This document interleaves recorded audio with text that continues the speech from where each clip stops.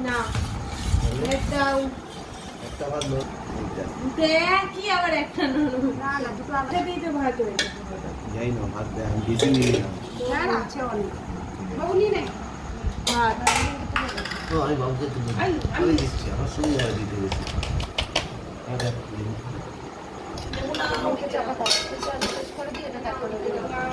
আমি